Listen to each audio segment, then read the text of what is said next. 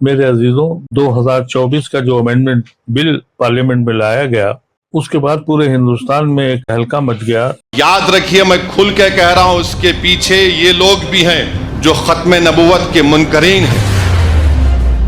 ये शयातीन, ये गंदी नाली के कीड़े इसके पीछे हैं। इनका मकसद एक ही है कि किसी ना किसी तरह ये वक्फ के कानून को खत्म कर दिया जाए।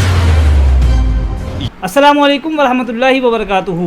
दोस्तों, हम इस चैनल पर रोज़ाना कुछ ऐसे वीडियोस लेकर आते हैं जिन वीडियोस में मुसलमानों के कोई ना कोई मसाइल पर बात होती है। और आज के इस वीडियो में भी हम एक ऐसा ही मामला लेकर आए हैं जो मसला मुसलमानों के लिए बहुत ज़्यादा अहमियत का हामिल है। दोस्तों, मैं बात कर रहा हूँ वक्फ बोर्ड बिल की। दोस्तों, ये बिल जो है मुसलमानों के लिए बहुत ख़तरनाक साबित हो सकता है, क्योंकि इस बिल में ऐसी ऐसी चीज़ें डाली गई हैं जो हम और आप सोच भी नहीं सकते। इसकी पूरी जानकारी आपको हम इस वीडियो में देंगे, हमारे साथ बने रहिएगा। और हमारी आपसे गुजारिश है कि हम ये देख रहे हैं कि हमारे जो सब्सक्राइबर हैं वो वीडियोस को पूरा नहीं देखते। दोस्तों, हम आपसे रिक्वेस्ट करते हैं हमारी इस वीडियो को पूरा देखें ताकि आप तक जो सही पूरी बात है वो आप तक पहुँच सके। दोस्तों, ये जो वक्फ बोर्ड बिल है, इस बिल में जो संशोधन होने जा रहा है, हम इसके ऊपर बताएंगे आपको कि असल में वक्फ बोर्ड जो है वो क्या है, और वो जो प्रॉपर्टी है हमारी वक्फ बोर्ड की, वो प्रॉपर्टी किस ज़ुमरे में आती है, उसके बारे में हम आपको बताएंगे कि वक्फ की गई ज़मीन किसकी है, उस पर क्या सरकार अपना दखल दे सकती हैं या नहीं दे सकती। हमारे साथ मौजूद हैं जनाब कारी कैफ अशरफ साहब।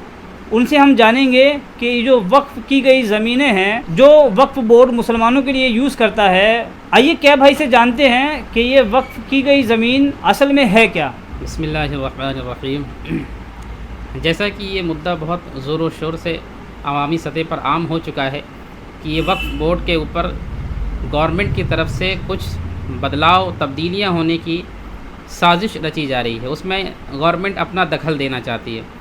मैं आपको बता दूं कि वक्फ बोर्ड की जो ये ज़मीनें होती हैं, असल में ये हैं क्या, इस ज़मीन को क्या कहते हैं, ये ज़मीन हकीकतन है किसकी, ये ज़मीन किसने दी, किसके लिए है, किसके इस्तेमाल के लिए है, तो गवर्नमेंट का इसमें दखल होना चाहिए या नहीं होना चाहिए।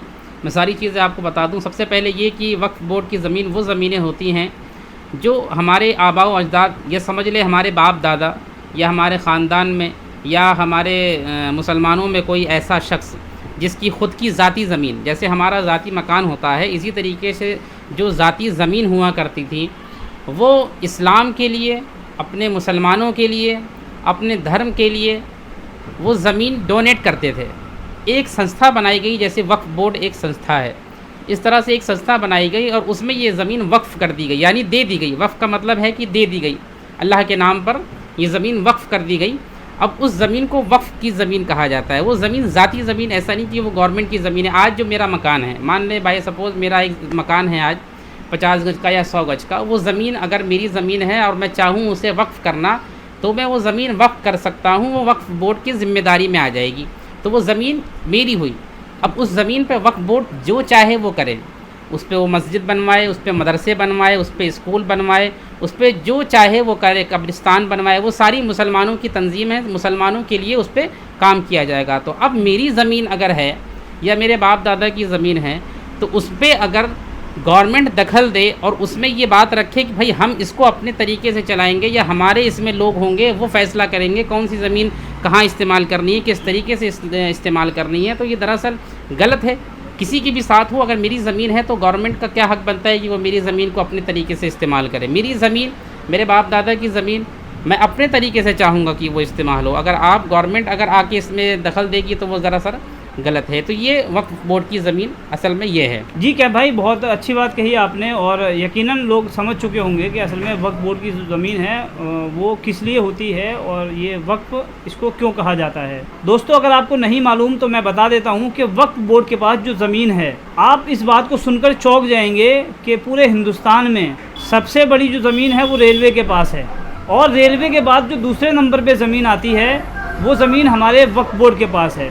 इसी वजह से ये हिंदुस्तान में देखने को मिल रहा है कि जो सत्ताधारी पार्टियां हैं इस हमारी ज़मीनों को हड़पना चाहते हैं और ऐसे ऐसे बिल लाकर मुसलमानों को और ज़्यादा कमज़ोर करना चाहते हैं। एक तो हिंदुस्तान में मुसलमान वैसे ही परेशान है, आप देख रहे होंगे अभी हिमाचल में क्या हुआ। हिमाचल में वो जो मस्जिद है वो मस्जिद भी वक्फ बोर्ड के अंडर ही आती है। दोस्तों इसलिए वहाँ पे इतना सारा जो बवाल हुआ है ये आपके सामने है। और आप जगह जगह देखिए, दिल्ली में भी बहुत सी ऐसी ज़मीनें हैं वक्फ बोर्ड की जिसमें ईदगाह बनी है, कब्रिस्तान बने हैं, मस्जिदें बनी हैं, मदरसे बने हैं।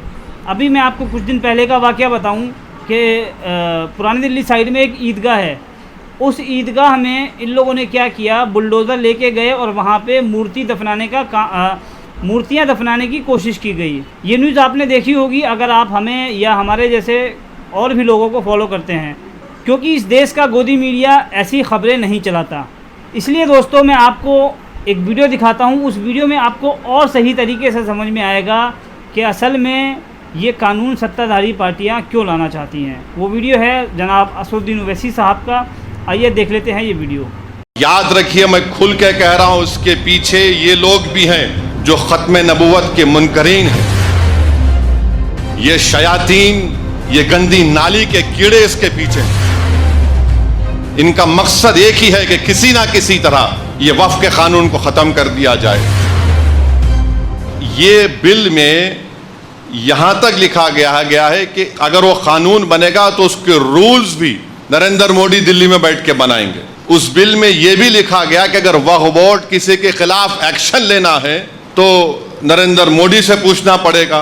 उस बिल में यह भी लिखा गया है कि सेंट्रल वक्फ काउंसिल में सिर्फ एक मिनिस्टर को छोड़कर, वजारत अखिलती बहबूद के मिनिस्टर को छोड़कर सब मुसलमान मेंबर बनते हैं। अब उस बिल में कहा गया कि ये कम से कम दो बनेंगे। अब हुकूमत 7 भी बना सकती। रियासती वक्फ बोर्ड में तमाम मेंबर मुसलमान होते हैं, तो नरेंद्र मोदी ने कह दिया कि नहीं, सिर्फ मुतवल्ली कैटेगरी के और म्युनिसिपल कॉरपोरेशन के जो पंचायत के लोग जीतते हैं 3 या 4 बनेंगे, बाकी तमाम के तमाम हम किसी गैर मुस्लिम को बनाएंगे। रियासती वक्फ बोर्ड में इलेक्शन होता था मुतवल्ली कैटेगरी का, बार काउंसिल के कैटेगरी का, एमएलए कैटेगरी का, एमपी कैटेगरी का, सब खत्म। हुकूमत उनको नामजद करेगी। और याद रखिए, मैं खुल के कह रहा हूं, उसके पीछे ये लोग भी हैं जो खत्म नबूवत के मुनकरीन हैं। ये शयातीन, ये गंदी नाली के कीड़े इसके पीछे हैं। इनका मकसद एक ही है कि किसी ना किसी तरह ये वक्फ के कानून को ख़त्म कर दिया जाए। दोस्तों अगर आपको नहीं मालूम तो मैं एक बात और इसमें जोड़ना चाहूँगा। वो बात ये है, असदुद्दीन ओवैसी साहब को तो आपने देख लिया, लेकिन जो पार्टियाँ मुसलमानों को अपना कहती हैं, अपना मानती हैं, जब वोट लेने का वक्त आता है तो वो ये मुसलमानों से जाकर कहती हैं कि आप हमारे हैं, हम आपके हैं। दोस्तों मैं आपको बताऊं कि हिंदुस्तान की पार्लियामेंट में जब ये बिल पास होने के लिए आया तो उस वक्त कौन इसकी मुखालिफत में आया। आपने असदुद्दीन ओवैसी साहब को तो देख लिया कि उन्होंने खुल्लम खुल्ला अपनी बात जो है मुसलमानों के हक़ में कही, लेकिन जो पार्टियां मुसलमानों को अपना मानती हैं, अपना कहती हैं, वो पार्टियां पार्लियामेंट में इस मुखालिफत में दिखाई ही नहीं दी। दोस्तों साथ ही एक चीज़ और याद रखिए कि वक्फ बोर्ड ने अपनी तरफ से एक QR कोड जारी किया है। उस QR कोड के अंदर एक लिंक है, उस लिंक के ज़रिए आपको अपनी मुखालिफत दर्ज करानी है। लेकिन ऐसे ही QR कोड मार्केट में बहुत सारे आ चुके हैं जिसमें लोगों के साथ स्कैम किया जा रहा है। हम आपको QR कोड दिखा देते हैं, हमारी स्क्रीन पे शो हो रहा होगा। आप इस QR कोड पे जाएं और अपनी मुखालिफत दर्ज कराएं। आज की इस वीडियो में हम आपको जो चीज़ें बताना चाहते थे, आपको उम्मीद है समझ में आई होंगी। इस वीडियो को हम यही ख़त्म करते हैं इस दुआ के साथ कि अल्लाह रब्बुल इज़्ज़त आलम इस्लाम को अपने हिफ्ज़ व अमान में रखे, उनकी हिफाजत फरमाए। आमीन या रब्बुल आलमीन। मिलते हैं आपसे किसी और वीडियो में, तब तक के लिए अल्लाह हाफिज़।